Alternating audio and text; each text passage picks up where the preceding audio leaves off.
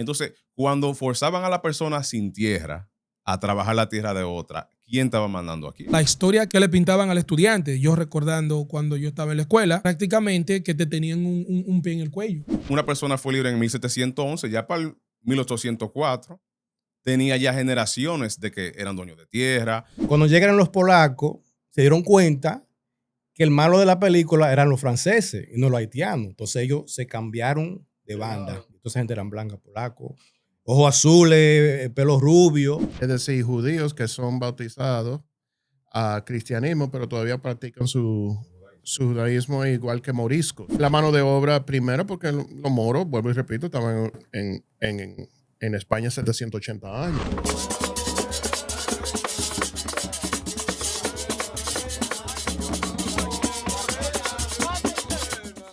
Aquí estamos en un nuevo episodio de Hasta la Tambora Podcast. ¿A qué le vamos a dar hoy? Vamos a hablar del tema de durante la ocupación haitiana. La gente tiene una idea, una imaginación, tal vez, lo han visto tal vez en dibujos que han hecho, de qué era la ocupación haitiana de 1982 a 1844. 1822. 22, sí, hasta el 44. Entonces, la ideología común es que el grupo que estaba dominando en nuestro lado cuando estaba presente nuestro Patricio Juan Pablo Duarte, Ramón Matías Mella y Francisco Rosario Sánchez, eran personas de tez oscura, como nos imaginamos a nuestros vecinos y primos que han cruzado ahora de Haití, pero en realidad la mayoría de los que estaban liderando, mandando, poniendo leyes y dictando eran mulatos, en realidad, o como dicen la gente, ligado, cruzado.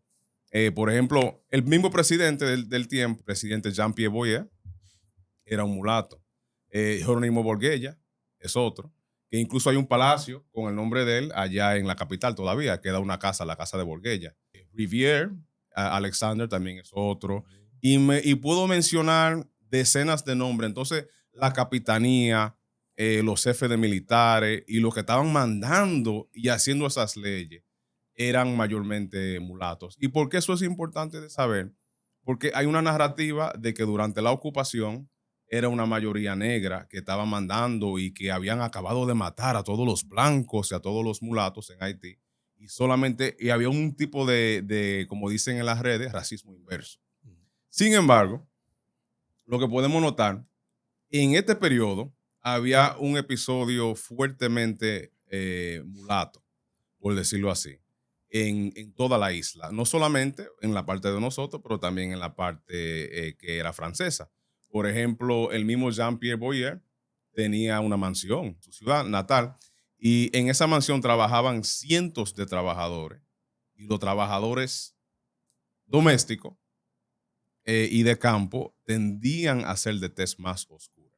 Entonces, cuando se implicaban y se aplicaban las leyes del Corvée, que el Corvée era, para los que no saben, era trabajo forzado, como no había ya esclavitud, era trabajo forzado para seguir produciendo dinero para el Estado haitiano. Entonces la gente piensa y se imaginan que eran personas de tez oscura que estaban mandando al dominicano, que se suponen ellos, que somos un crisol, pero se supone que el dominicano era de tez más clara. Pero mucha de la gente mandando eran como nosotros aquí, nosotros cuatro que estamos aquí, y hasta más claro, y hasta más blanco, de lo que estaban mandando del lado haitiano en el lado dominicano. Entonces, de esa de esa situación, no es necesariamente como la gente piensa, porque incluso había un tipo de subyugación de los africanos que llegaron más tardío a la isla. Por ejemplo, los Congos. Por eso que todavía estábamos hablando en el episodio previo del Gaga. En el Gaga y en los batalles se usa mucho el término congocito. El término Congo en Haití no es positivo. No, es despectivo. Es despectivo. Entonces, ¿por qué en Haití el término despectivo? Porque esos son los últimos que llegan en masa. Entonces, en todas las sociedades del mundo hay un movimiento en cual el criollo tiende a ser el que tiene más poder. Entonces, los criollos más viejos, cuando no había todavía una esclavitud muy fuerte, al fin de los 1600, ahí se crearon de los primeros mulatos entre franceses y españoles y africanos. De esa clase, eso mantenían con el tiempo, iban heredando más tierra. Igualmente los morenos libres si una persona fue libre en 1711, ya para el 1804 tenía ya generaciones de que eran dueños de tierra. Entonces, cuando forzaban a la persona sin tierra a trabajar la tierra de otra, ¿quién estaba mandando aquí? Es decir, ya las personas que eran criollos viejos, muchos de ellos eran mulatos. Incluso por eso es que vemos que en San Cristóbal llega una masa de personas de Mirabelais, especialmente en Haití, llegan a poblar a San Cristóbal, como los apellidos Montaz, la familia de Trujillo, por ejemplo, los Chevalier, los Saladín. Si tú te pones a buscar los libros de San Cristóbal, hay un sinnúmero de apellidos franceses que en realidad son de origen haitiano. Y muchos de los progenitores del apellido eran personas mulatas que se habían movido y aprovecharon, como San Cristóbal está cerca de la capital, a mudarse a esa zona. Incluso el mismo Balaguer, que mucha gente no lo sabe. Sí. Balaguer es descendiente de una familia... Ajá, por la parte de los Heró. Porque la mamá de Balaguer era apellido Heró, como su apellido materno, el segundo apellido. Incluso la abuela de Balaguer estuvo casada con con dos presidentes haitianos. El uno de ellos era Fabre Greffard, que también era un mulato. ¿Y por qué tú crees que en la historia que se enseña allá en RD se oculta esos detalles? O la versión, ¿sabes? Vimos hace poco algo en YouTube de una profesora, creo que ella enseña en la UAS, ¿verdad? Ajá. Y ella hizo una distinción entre la historia oficial y la historia científica. El mito versus la científica. Entonces, la historia científica usualmente desmiente la versión popular o la versión oficial. La narrativa, se ve mucho que cuando muchos dominicanos oyen la versión científica, la que está basada en hechos históricos, la rechazan y prefieren el mito. O sea que se sienten más cómodos con la narrativa porque se alinea más con su sentimiento de nacionalismo. Y tú sabes que yo simplemente diría esto, que si la versión científica, como tú le dices, y oficial, se presentaría hasta en un documental visual, vamos a suponer un documental en 4K, con Dolby Digital, se ve y se visualiza la ocupación haitiana con gente que se parezcan a Leonel, que se parezcan al dominicano común, por decirlo así. Entonces, no hay una diferenciación. Es decir, por lo menos la gente que estaba mandando, no estoy diciendo que no habían haitianos negros de piel oscura en la ocupación como soldados y como también personas, se me olvidó como Guillaume, yo creo que se llamaba, habían también personas de clase de oligarquía que eran también negros. Pero si el dominicano ve que durante la ocupación esa masa que estaba mandando en el yugo de los 22 años eran leoneles, por decirlo así. Juan Pablo Duarte era capitán en el ejército haitiano. Y Juan Pablo Duarte se convierte en el creador de un movimiento para separarnos de Haití. Y como yo lo entiendo, Juan Pablo Duarte era más claro que todito que estamos aquí. Pero en blanco. Era un blanco, ¿verdad? Sí, sus padres Entonces, eran españoles. De los tres padres de la patria, tenemos Juan Pablo Duarte, Ramón Matías Mella y Francisco de Rosario Sánchez. Él era mulato, ¿verdad? Eso eran gente de ejército. Y gente que tenían rango en el ejército. Haitiano. Como en un país donde tú supuestamente es controlado por gente supuestamente negra, donde hay un racismo total, donde mataron a toda la gente supuestamente blanca, donde la gente blanca no tenían poder, no tenían emprendedera, no tenían poder. ¿Cómo llegan ellos a ser capitán de un ejército? Que es decir, su rango era para proteger la nación de Haití en ese tiempo, antes de crear la separación. Segundo, vamos a hablar de la palabra yugo haitiano. ¿Qué quiere decir yugo haitiano? Una zozobra. Sí, te tienen agarrado ahí. Un control total sin salida. Eso. Quiere decir taxes. El yugo haitiano significa impuestos. Impuestos. Son impuestos que son puestos por Puerto Príncipe a gente que tienen tierra en el lado que ahora se llama la República Dominicana. Es decir, gente blanca, cristiana, usualmente, que le estaban cobrando un impuesto desde Puerto Príncipe. En el 1825, cuando la isla estaba unificada, porque en 1822 llega Boyer. En 1825, Francia le hace una amenaza a Haití.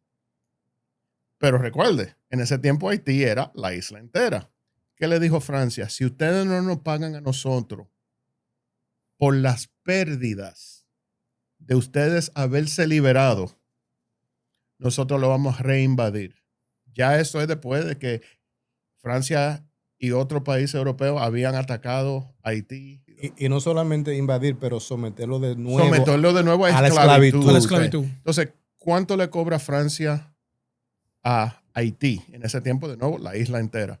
90 millones de francos en oro. El equivalente de 21 billones en la era de cuando estaba el presidente Aristide. Que Aristide hizo un reclamo de esos 21 billones para él poder sacar a Haití de la pobreza que tienen. Haití desde 1825 hasta el 1945, son 120 años que le duró a Haití pagar lo que Francia le cobró. El yugo haitiano quiere decir que estos morenos o estos haitianos estaban cobrándole a gente blanca o españoles o dueños de terrenos en el lado ahora llamado República Dominicana, un impuesto. Y eso es lo que es el yugo haitiano. Es impuestos, taxes, que ellos le tenían que pagar a Puerto Príncipe para ellos pagárselo a Francia para que Francia no reinvadiera la isla. Sí. Hay gente, por ejemplo, en la República Dominicana, que yo lo he visto en el Mayanero y lo he visto en otro programa, que dicen que parte de lo que se le pagó a Francia no pertenece a nosotros.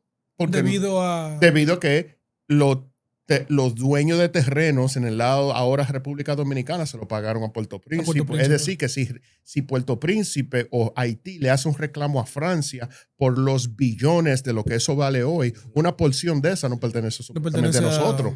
Es válido, es válido. Es un argumento que se hace allá. Tenemos primero que reconocer que habían dueños de tierra que eran europeos y que eran españoles y que eran dueños de ciertos negocios en el lado ahora llamado República Dominicana, que no eran morenos, negros, oscuros, de piel de tez oscura, como usted está diciendo. Había gente de piel clara que tenían negocios y tenían rango, y así mismo como el mismo Juan Pablo Duarte era capitán del ejército haitiano. La historia que le pintaban al estudiante, yo recordando cuando yo estaba en la escuela, era prácticamente que te tenían un pie en el cuello. Pero es que un yugo técnicamente es un amarre. Sí, pero estamos hablando de algo físicamente. Tenían al pueblo dominicano a cuchillo en el cuello, prácticamente a nivel físico. Como lo que tú me estás diciendo ahora mismo, que el significado de yugo tiene que ver con impuestos a pagar. ¿Sí? Que sí, es un yugo económico. Exacto. Pero no es de que el dominicano estaba ahí, que lo tenían. No, porque, ¿comprende? Sí, bueno, sí, o sea, de la manera que te lo. Esa es la versión, que se escucha, que se aprende, que hubo literalmente una esclavitud. Exactamente. Que el haitiano literalmente esclavizó al dominicano. O sea, que lo estaba encadenado.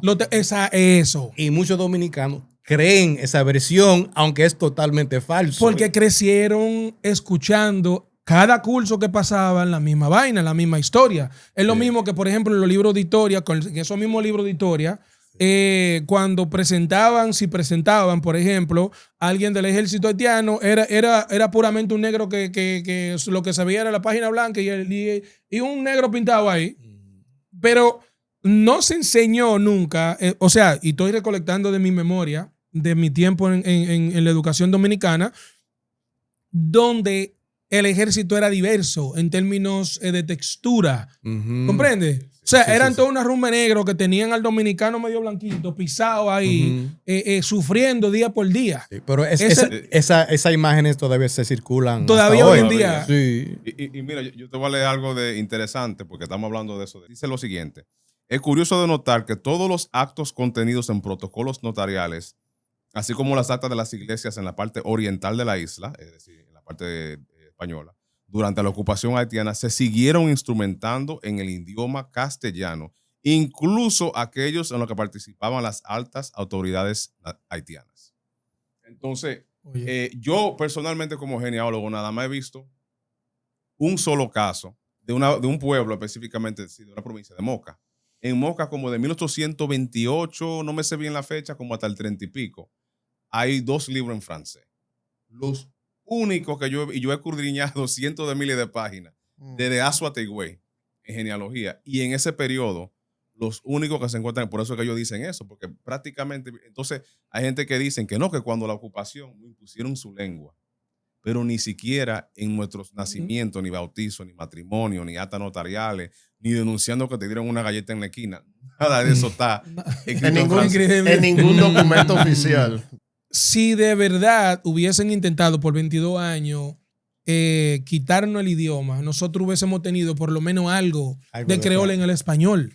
Porque algo se queda. Son 22 años. Sí. O sea, y tú me vas a decir a mí que nosotros tuvimos la grandeza, la genialidad de nosotros después de supuestamente liberarnos, nosotros volver al español que teníamos antes de.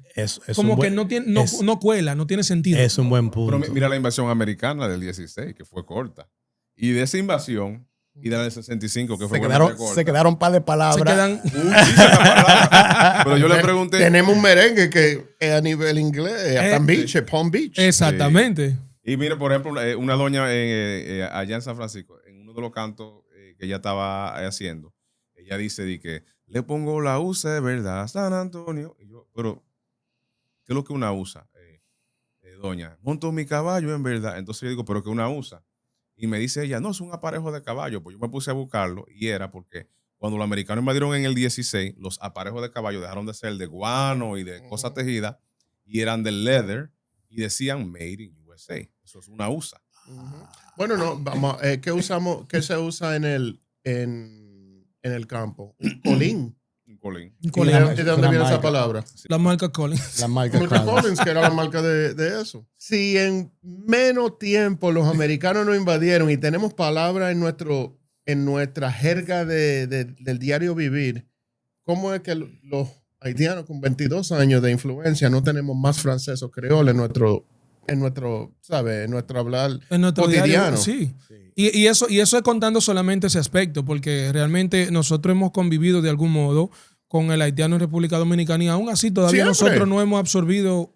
No sé si ustedes sabían, hubo una mini revuelta mucho antes de Juan Pablo Duarte en San Francisco de Macorís. La fecha se me escapó ahora mismo, pero es a mediados de 1820. Y justamente después que se anuncia lo de los impuestos, que además de los impuestos, no es simplemente que iban a tu casa, hey, fulano, dame 5 pesos, no. Era que el que no tenía tierra, decía la ley, que tenía que trabajar para alguien que tuviese tierra, o si no, podía ir preso, etcétera. Entonces, en San Francisco de Macorís, a mediados de los 1820, se forma una revuelta de un hombre apellido Fermín, de personas que matan a un general haitiano, porque él lo mandó a ellos a trabajar en un Corvette. No sabemos si esos franco-macorizanos eran como de apariencia, pero sí sabemos que el comandante era, como habíamos dicho, la mayoría de los comandantes eran mulatos, la mayoría. Y le había dicho a ese pueblo que tenían que trabajar, entonces ellos lo mataron a él. Y Boyer iba a mandar una tropa para allá, pero mejor decidió como políticamente calmar la cosa y se quedó ahí. Eso se quedó en la historia, pero no. Otra narrativa que se puede desmentir con hechos históricos es la idea de que el haitiano, cuando ganó su independencia de Francia, acabó con todo lo blanco y que tiene una política anti-blanco. So, todo lo que es blanco y mulato acabaron con eso. Ahora, algo ocurrió durante la Revolución Haitiana cuando Napoleón llegó a la isla, trajo unas tropas polacas con algunos 5,000 soldados y lo trajo para desbaratar la rebelión haitiana. Cuando llegaron los polacos, se dieron cuenta que el malo de la película eran los franceses y no los haitianos. Entonces ellos se cambiaron de banda, del lado haitiano. Comenzaron y se combinaron con los haitianos y ayudaron a ganar la rebelión. Cuando expulsan a los franceses, Dessalines no lo mató. Lo ingresó a la población haitiana, incluso le dio hasta tierra. Entonces gente eran blancas, polacos, ojos azules, pelo rubio. Ese pueblo, yo creo que se llama Casales. Sí. Tú ahora, ves personas así, mulatos, con los ojos verdes, así jabados, con el pelo rubio. Entonces, es un hecho histórico que desmiente la narrativa de que los haitianos acabaron con todos los blancos. No, y es totalmente falso. Ahora, cuando lo que muchos dominicanos se enfocan es cuando gana la revolución, sí comienzan a matar franceses. No, ¿Pero ellos- por qué? Porque era la clase esclavista. Si tú no fuiste esclavista, tú estabas frío con los haitianos. Por eso incluyeron también algunos españoles, porque había una clase esclavista española. No simplemente porque eran blancos. Yo le estaba mencionando a Fidel una vez, estábamos viendo un documento que presentó nuestra querida Quisqueya Lora, que menciona que en el periódico El Telegraph, en Haití, para el 1805, había un debate intelectual en si el español debe de ser considerado blanco, una, y número dos, si debe de tener el mismo peso de esclavista que El francés. que franceses. Dos cosas. Ahí uno tuvo la teoría de que como los españoles tenían mezcla con moros y judíos y otras personas que no eran blancas en ese tiempo, entonces no eran blancos. Ese era un debate. Y el otro decía que como la esclavitud en el lado español era en lo general menos brutal, en el lado francés, que ellos no tienen el mismo peso. Tal vez con ideologías así, vemos que Juan Pablo Duarte y varios españoles, incluso muchos judíos de Curazao que llegaron directo a Puerto Príncipe y también a Santo Domingo, llegan por toda esa época durante la Revolución Haitiana. Por ejemplo, Abraham Cohen, que fue quien le salvó el cuello a Juan Pablo A Duarte. Juan Pablo Duarte. Ya era un grupo de judíos que había en Dominicana, un grupo bastante numeroso y también en la parte haitiana, en Puerto Príncipe, llegaron muchos judíos de Curazao, eran blanquísimos. En la República Dominicana, desde la llegada de Colón hasta el tiempo de Cohen y Duarte, hay muchos lo que se llaman conversos. Es decir, judíos que son bautizados a cristianismo, pero todavía practican su judaísmo igual que moriscos. Un morisco es nada más que un moro islámico bautizado como cristiano. La primera iglesia hecha en Santo Domingo fue por moriscos. La mano de obra, primero, porque los moros, vuelvo y repito, estaban en España 780 años. Ellos eran los masones, los que trabajaban con los constructores y arquitectos y irrigadores eran los moros. Pues ellos eran los que tenían la ciencia de construir. Los españoles tenían su filosofía raza tierra. Otra parte del yugo haitiano es que los haitianos votaron la iglesia oficial del lado de Santo Domingo. Pues una de las razones por cual Juan Pablo Duarte y los trinitarios empezaron su movimiento era para también traer, porque era un pueblo cristiano. ¿No? Y que Juan Pablo Duarte era masón. Bueno, claro, sí. En una logia en Haití. Una logia No, haitiana, logia en haitiana en Ah, la en la capital. capital. Sí. La primera logia que él era parte del 1823 era la Gran Unión. Entonces los trinitarios son parte del movimiento Carbonari, los carboneros, que es un movimiento de Francia que son, le dicen Field Masons.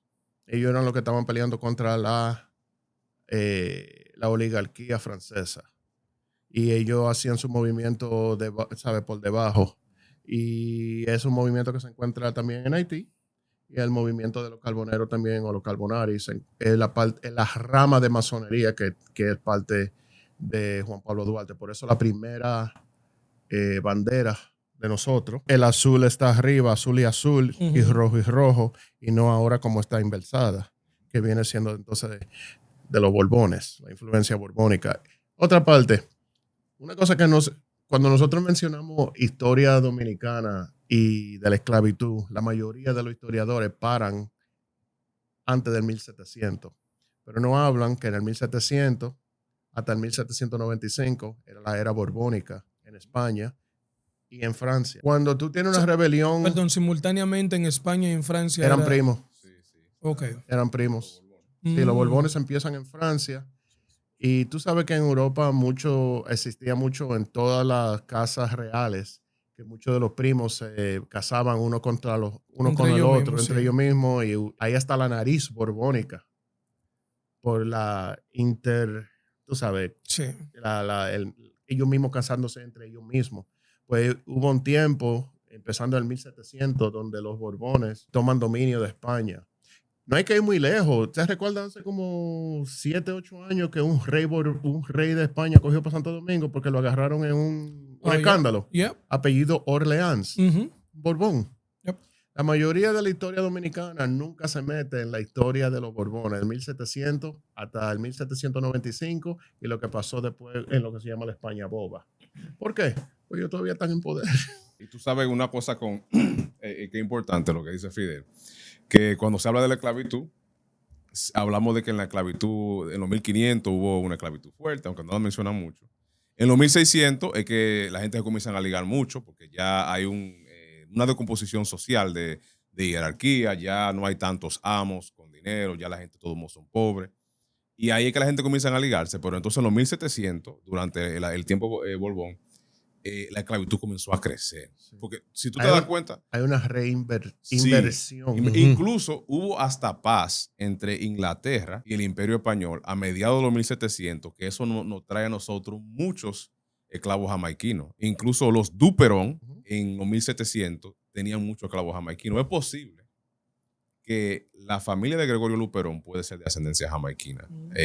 De jamaiquinos esclavizados que podían ser recién africanos o podían ser criollo viejo. Eso he leído, sí. Hubo una explosión en esclavitud, aunque allá no habían tal vez todos los recursos que habían en otros lugares como en Cuba o en Puerto Rico, pero se veía un crecimiento notable. Para yo ponérselo simple, aunque los censos no son perfectos, en el 1680, vamos a irnos más para atrás, en el 1606, cuando Osorio, nuestro querido Osorio, devastó a la isla, el 90% de las personas de color eran esclavizados, eran esclavos. El ¿verdad? 90%. El 90%. Ahora, eso en el 1605. En el 1680 hay un 75-80% libre. Se puso totalmente al inverso. Ahora, cuando llegamos al fin de los 1700, en vez de ser 80% libre, eso decrece hacia abajo. Y entre la gente de color, más o menos un 44% esclavizado y un 66% libre. Entonces bajó como 20 puntos el porcentaje de personas libres en esos 100 años. Y eso es por el crecimiento de una esclavitud. ¿Tú sabes lo que es Gibraltar? Sí, ahí hablan esa vaina rara de inglés británico con español. Exacto. O sea, es una zona inglesa en el sur de España, que fue los ingleses que se establecieron ahí y hablan inglés, hablan español. Eso fue durante la era borbónica, 1704. Es decir, exactamente lo que tú estás diciendo. Por ese trato de paz, habían ingleses que se mudaron a ese lugar y se convirtió en una área inglesa dentro de España, en el sur de España. Y eso era durante la era de los Borbones. Cuando tú te pones a hablar con cualquier historiador, no que en los 1600, que en los 1500, en los 1600, nadie, muy pocos hablan de la era borbónica, de los Borbones, de 1700 hasta el 1795, cuando el Trato de Basilea. Durante esos 95 años, en los 1760 y pico, reducieron los impuestos para la importación de esclavos. ¿Por qué? Un esclavo era propiedad. Ahora tú y yo sabemos que durante Navidad cada año quitan los impuestos cuando tú vas de aquí de Nueva York para Santo Domingo para que lleve duty free. No hay ningún tipo de impuesto cuando tú estás importando, y muchas de las remesas y muchas de las cosas no tienen ningún tipo de impuesto, tú puedes traerlo libre. Cuando tú quitas un impuesto es porque tú estás promoviendo esa mercancía. En los 1760 y pico reducen los impuestos a la importación de esclavos a Santo Domingo. Y en los 1780 y pico quitan los impuestos completamente para la importación de esclavos. Pues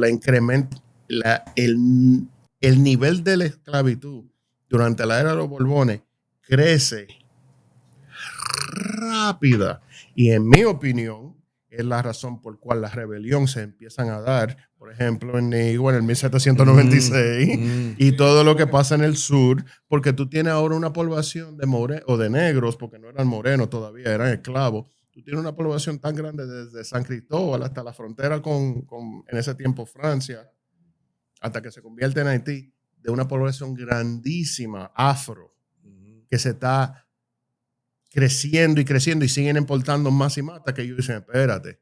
Encima de eso ya saben que hay rebelión en el otro lado. Entonces tú tienes una influencia grandísima de lo cual tú ves todo tipo de rebelión y gente tratando de salirse de la esclavitud y gente yéndose para las montañas. Por eso tenemos un cimarronaje tan grande que tenemos en la República Dominicana. Y nadie habla qué pasó entre los 1780 hasta el 1821.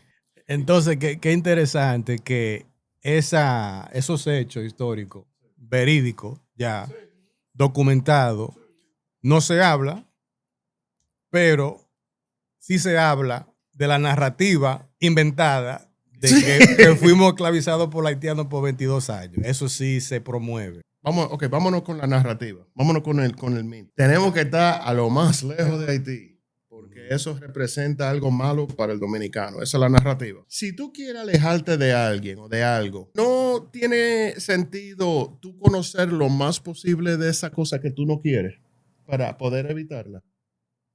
Sin embargo, lo que nos quieren decir a nosotros es que nosotros no tenemos que saber nada de eso, alejarnos lo más posible de eso y solo saber que eso es malo para nosotros a la misma vez tener un alejamiento a eso. Todos los estados del mundo tienen departamento de inteligencia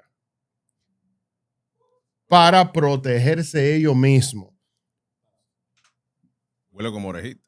No, mi punto es fácil y sencillo. En vez de meterme en filosofía y vaina, ¿cómo es que tú vas a tener a alguien al lado quien tú odias, que tú supuestamente te quieres alejar de ellos y saber lo menos posible de ellos? Eso es algo que es ilógico para tú protegerte tú mismo. Yo creo que lo que pasa es que cuando el dominicano comienza a investigar los hechos basados en datos y se da cuenta de, coño, hay similitudes, yo no puedo, dame para aquí mismo, dame cerrar el libro. Bueno, tratan de decir que nosotros no teníamos esclavitud, que ellos eran los que tenían esclavitud. Exacto, Otra manera de separarnos de ellos. Sin saber que el español tenía su propio negocio de esclavitud diferente que el francés. El valor de tener la historia en el enfoque correctamente y no por emoción es importante por la siguiente razón. Por ejemplo, estábamos hablando ahora brevemente sobre la esclavitud en los 1700. La importancia que eso tiene en la sangre del dominicano, en su genealogía, en su genética, porque de esos africanos casi todo lo que estamos viendo y escuchando este podcast tenemos. Es decir, podemos tener todo de los 1500 africanos, 1600, pero de 1700 a casi nadie se le escapó porque fue un movimiento fuerte. Es el más cercano hacia nosotros. Sí, que incluso no solamente en el sur, pero en Santiago, en Gurabo hubo una rebelión en el 1805. ¿En Gurabo? En Gurabo. Y si tú vas a Gurabo ahora, entonces, de Popi. Bueno, no se sabe si o se mezclaron en la población o si había una población más grande blanca o se fueron a un sitio más cercano como Tamboril, tal vez se mudaron algunos. Pero eso fue en la hacienda de don Marcos Méndez, lo cuenta la familia, que me contaron unos detalles que no lo vi documentado, pero me lo contaron directamente. Y es que él tenía una hacienda donde se construían ladrillos. Entonces él tenía muchos esclavos. Y el cuento simple es que los esclavos se rebelaron un día, de que inspirado por la revolución haitiana le caían a ladrillazo. Y mataron el amo. Pero cuando yo investigué un poquito más profundamente, me di cuenta que los Méndez, que tenían esclavos en esa época en Gurabo, o por diseño o por casualidad, el 70% de sus esclavos eran de la misma zona. Eran toditos de Senegal, Gambia y Guinea. Es decir, eran de la zona musulmán.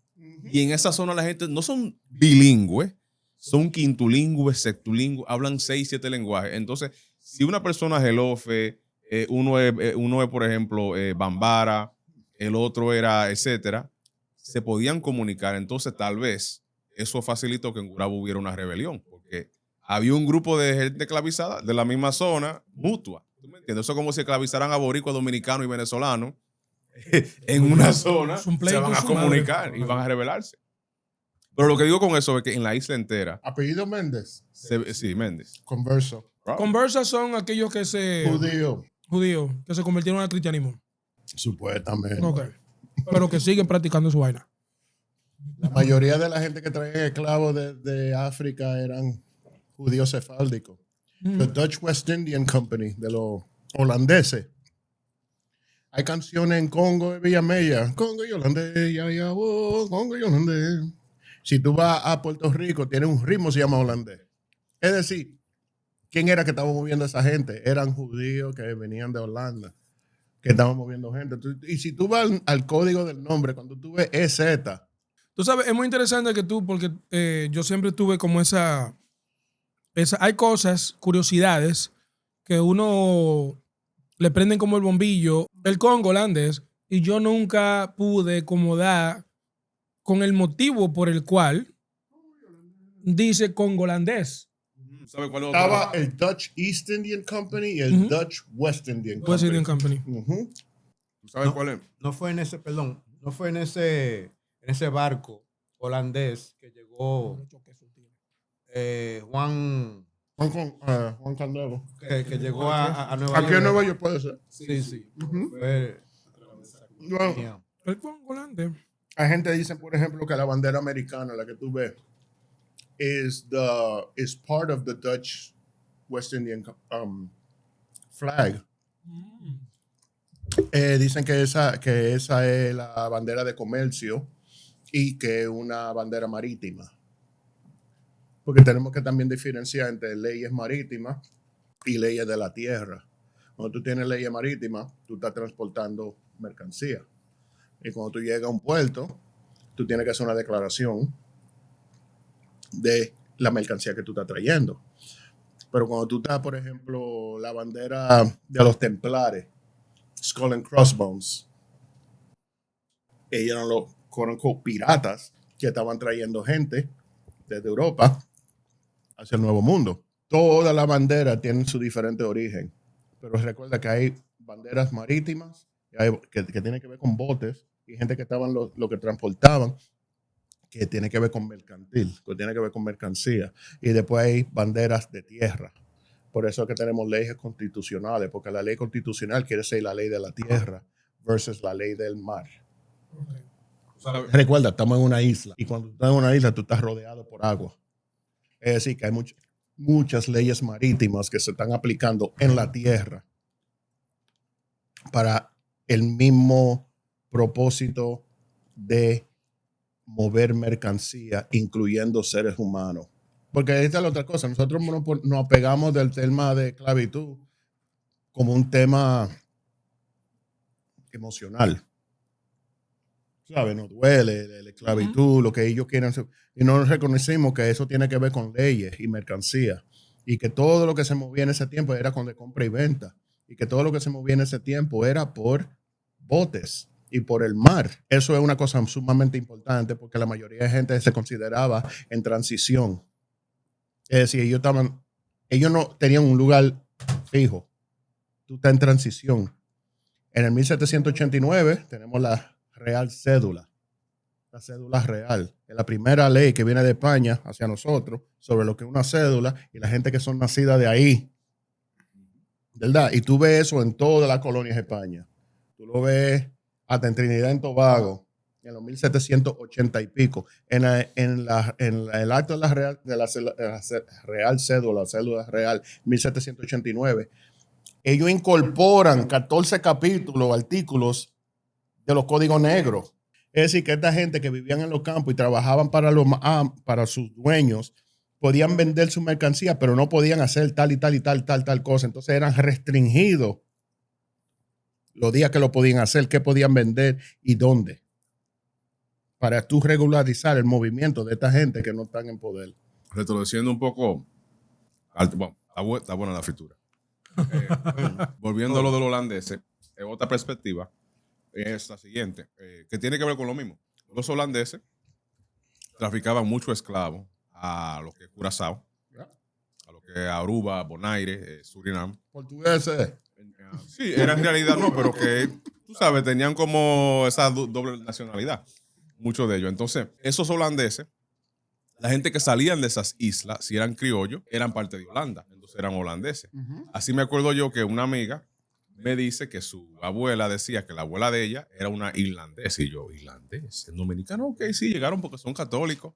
Y cuando ya le pregunto un día como más cercanía, ella le dice, no, ella era holandés, porque había llegado de Aruba, su tatarabuela. Entonces, hubo un movimiento tan fuerte de esclavos de Curazao, especialmente a Santo Domingo y a Haití, que tuvo esa influencia. España no tenía puerto en África. Los españoles no tenían puerto en África, eran los portugueses. Y Ellos en eran el primer episodio hablamos del Dum Diversa, Yeah. que es la primera licencia que se echa. Y en Guinea. No, eso es nuevo. Eso es nuevo, lo de Guinea Ecuatorial. Eso es una colonia nueva, que eso fue después cuando estaban repartiendo África. Lo que estaban vendiendo y comprando gente eran los portugueses. Entonces, cuando los judíos los expulsan de España, ¿dónde cogen esos judíos? Cogen para Holanda, Dutch West Indian Company, cogen para otro lugar. Y ellos ya cuando era los moros, ellos ya estaban navegando hacia África y otra parte, porque recuerda, ese era el tiempo del spice trade. Que estaba la especia, por eso supuestamente que cogieron para el Nuevo Mundo, para buscar especias, y buscar oro, y buscar diferentes cosas que ellos no podían controlar el mercado de allá, de África y de Europa. Pues cuando lo expulsan de España, ¿para dónde cogen? Bueno, muchísimo cogiendo para Holanda y crean una nueva mercancía, se convierten o lo bautizan, pero todavía son los que son dueños de estos barcos y los navegantes. Ser un moro casi quiere decir navegante. Cuando tú amarras un barco a un dock, en inglés dice mooring, es simbólico con la gente que eran los navegantes y los traficantes de seres humanos. Pues nosotros tenemos, por eso que yo hablo de los conversos y los marranos y todas esas cosas, porque que ellos eran los que dominaban eso. Pues los holandeses, especialmente durante la era borbónica y las otras cosas, eran la gente que estaban trayendo la mercancía de seres humanos hacia toda esa isla y eran mayormente descendientes de portugueses que habían sido expulsados de España y eran dueños de ese mercado. ¿Sabes? La única, no excepción, pero siguiendo lo mismo, la única colonia española que llegó a tener mucho tráfico con África, pero vía los portugueses, porque esos fueron los que de verdad fundaron ese sitio, son las Islas Canarias. En las Islas Canarias llegaron los españoles oficialmente, pero los que llegaron en masa fueron los portugueses. Si tú ves la genética de un canario, en la parte europea, ellos tienen más portugués que español. Ellos hacían lo que le decían cabalgadas a berbería. Ajá, pero lo que ellos hacían era, ellos iban a los mercados de, por ejemplo, de Mauritania, que Mauritania compraba esclavos de Nigeria, de Chad y de varios lugares más adentro en África y traficaban esa gente a esa costa. Entonces ahí los canarios compraban esclavos oficialmente e inoficialmente también. Entonces esos esclavos llegaban a Canarias y alguna vez se los llevaban también al Nuevo Mundo, de esos descendientes, etc. En el único caso que una colonia española traficaba directamente con África. Incluso hay algo que tenemos aquí que llega por esa vía, el plátano. El tostón. El tostón, en este caso, ya transformado por las manos africanas, pero el plátano, cuando primero se menciona, se piensa que es guineo en realidad. Entonces, oficialmente debería tener un guineo atostoneado, pero esto llega a las Islas Canarias por un traficante portugués, como decía Fidel, que ya los portugueses vivían en la costa africana, se casaban con mujeres de allá y todo, hacían todo tipo de negocio y tenían muchos aliados en la parte occidental. Entonces, un hombre, apellido Frías, si no mal me acuerdo, es el que trae las primeras plantas de musacea, que es de la familia del plátano y el guineo. Él trae la primera como 400 cepas en un barco, trae esclavos, trae diferentes cosas y trae cepa de eso. Entonces la siembran en las Islas Canarias, más bien eran guineos, como yo dije, y esos guineos son los que de la Isla Canaria lo traen a Santo Domingo. Entonces, atado porque nada más hablamos de la esclavitud como parte de la mercancía, pero habían también cosas, por ejemplo, habían especies, habían frutos, el plátano, porque gente, el plátano es de Asia originalmente, pero llega de Asia a África. Se distribuye en África por dos vías, una por los musulmanes que van de este a oeste, de Egipto a este lado, y una por los bantúes swahili. Que esos son los que la dispersan por el Congo, por allá abajo, pero el punto es que a nosotros nos llega por esa trata el plátano. Por eso que, como volviendo a lo que tú decías, la historia verdadera es tan rica como esta fritura y también tiene más complejidades. Y más conexión con lo que hacemos nosotros todos los días. Bueno, estamos hablando de la misma longaniza.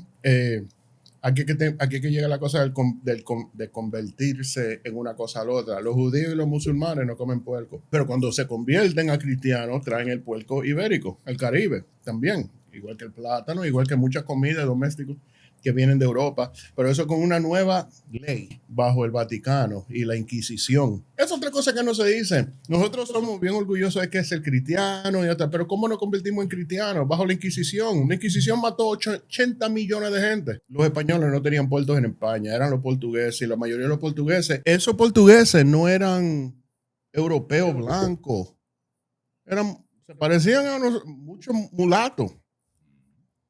Mezcla entre europeos y africanos que ya existían en Iberia por los moros habían estado ahí por 700 y pico de años. Ese movimiento o esa mercancía de seres humanos, vuelvo y repito, era mayormente portugués porque ellos eran los que tenían la primera licencia. A España no se le da la licencia de esclavizar hasta el 1515. Había el románicos en 1493. Pero después en 1515 fue cuando a España le dan la licencia para hacerlo. Ya en ese tiempo, ya ellos habían arrasado. Ya ellos tenían ya Acabó con medio mundo. Cabo Verde, ellos tenían ya como Sí, colonia, ellos ya estaban ya tenían ya estaban mezclándose ya para ese ya tiempo. tenían Eso el Caribe. No, y que se había mezclado ya en África, porque que los portugueses, cuando llegan a la zona, por ejemplo, de Guinea-Bissau, de la parte alta, en muchas de esas sociedades, dependiendo de la sociedad, así se mezclaban. Por ejemplo, se dice que un capitán portugués, apellido da Silva y Frías, se casa con el rey de los fulani, que se llamaban los pulos en esos tiempos. Le ofreció su hija, la princesa, para que él se casara, porque él decía, espérate, los tigres porque ellos viven en la parte del interior de África. Entonces él dijo, si yo caso a la hija mía con esta gente que son nuevos y están llegando y tienen poder y tienen cañón y vaina, yo me voy a volver poderoso, porque los tigres que están en la costa son los que se están llevando todo, todo lo bueno. Los que están en el interior estaban jodidos. Entonces él dijo, voy a casar a la hija mía con este hombre. Y se ven varios casos, incluso se habla de varios mulatos que llegaron, que eran mezcla de portugués con africanos. Le decían incluso, aquí en los Estados Unidos llegaron a llegar par de gente, le decían en jara, que viene la palabra señora, que eran mujeres africanas poderosas que vivían en la costa y ellas estaban casadas muchas veces con portugueses y a veces con holandeses, que muchas veces son la misma gente, a veces con ingleses, y los hijos de esa unión viajaban libres. Igualmente ella misma, siendo 100%, por ejemplo, balanta, viajaban libres y hasta comerciaban esclavos. Ese caso lo tenemos nuestro querido amigo Anthony Steven Acevedo. En la página de First Blacks menciona el caso de un tal, se me olvidó, yo creo que el nombre era Pedro, y para simplificarle el cuento, él venía en un barco como marinero con los portugueses y ellos vendían mercancía que tenía que incluir esclavos y diferentes cosas. Los franceses agarran ese barco, llegando como por Puerto Plata, ¡fua! Y esclavizan a todos los morenos que están en ese barco y también los negros, es decir, esclavizan a la persona que están en ese barco y la llevan a Santo Domingo, a la colonia, y él pide su libertad en una carta. Él dice, yo soy cristiano, soy hijo del rey de Bogonda, que eso queda en lo que hoy es Sierra Leone. Y él dice, ¿cómo tú me vas a hacer eso? Yo soy cristiano, soy hijo de un rey, y esa falta de respeto. Y yo vine como marinero, yo no soy esclavo. Entonces, ¿cómo? Y esa confusión, esa frescura, fue lo que él quiso decir. Porque cuando pensamos en las personas que llegan de África, nada más pensamos en las personas esclavizadas en el tiempo colonial, precisamente, pero en el tiempo colonial también llegaban gente libre. Tal vez no sean populares en los círculos de movimientos populares ahora. Ay, no, esos son gente, como le dicen en inglés, sellout, pero que eso era un negocio. La esclavitud era un negocio. Un negocio. Claro. Entonces, como dijo también un creole, un historiador creole, en Luisiana habían dueños de esclavos de color, y no lo hacían necesariamente por bondad. Porque mucha gente, sí, habían muchos episodios aquí que la persona tenía esclavo porque era una forma de tú mantener a un amigo o a un familiar más cerca para que no le hagan daño y tú me ibas a dar, tú sabes, su fuetazo. Pero, sin embargo, había muchos casos en Luisiana que no lo hacían por bondad.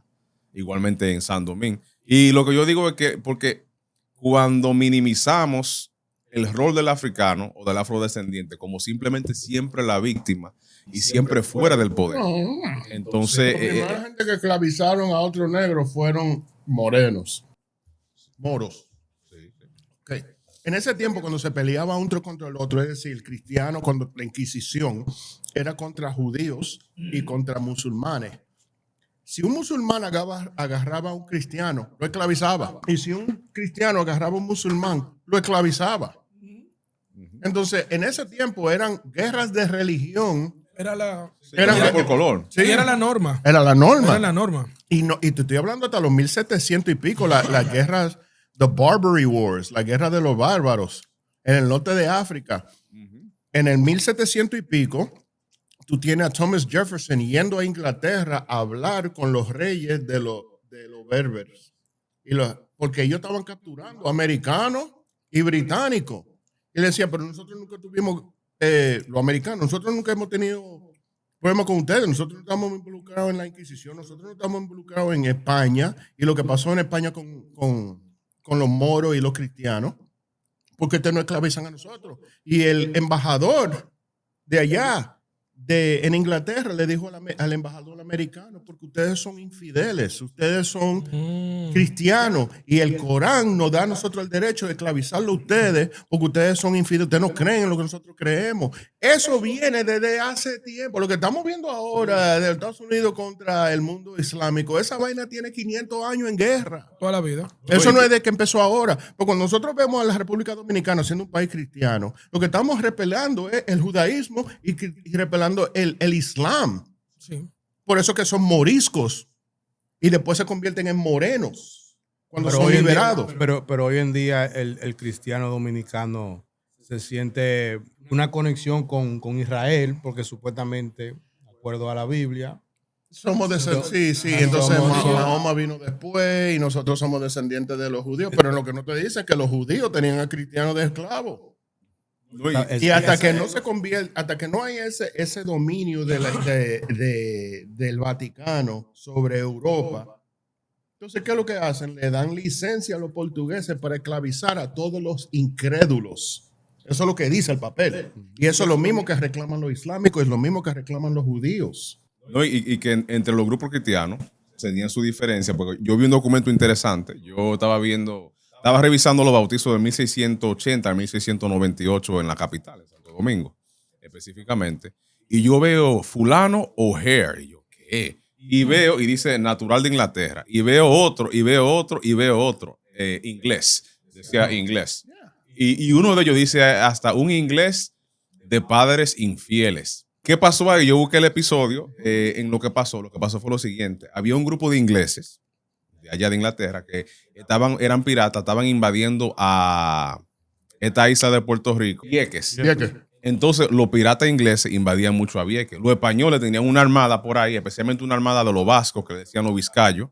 Y los vizcayos, agarran un grupo como de 25 ingleses y le dicen, o se convierten al catolicismo, o se van, o no sé qué más.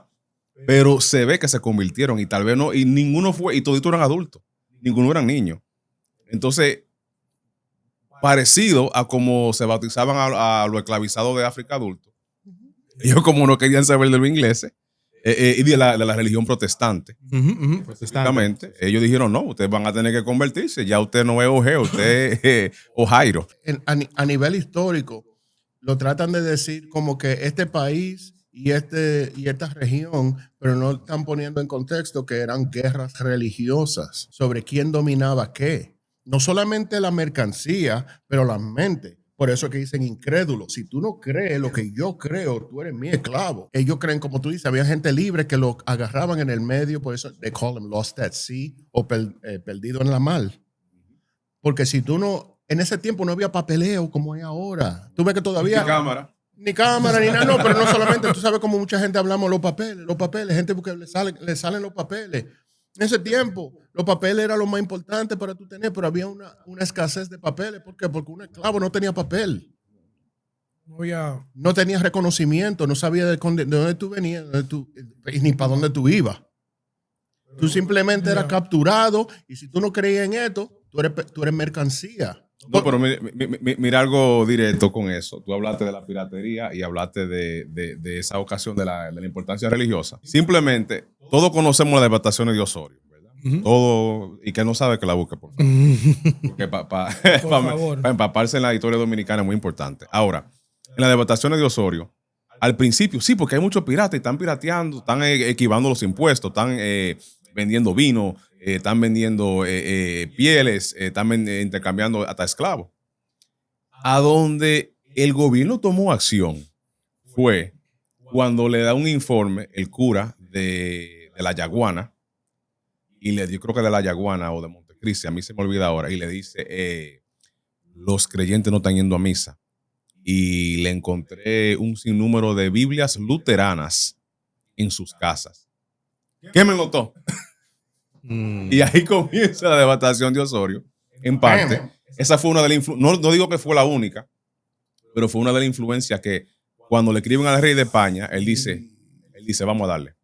Una cosa que debemos de quizá enfocar, la era de los Borbones en ahora la República Dominicana, pero en la colonia de Santo Domingo y en la colonia de Francia. La influencia que eso tiene todavía en el día de hoy es una cosa increíble que no se habla. Bueno, vamos entonces a concluir aquí.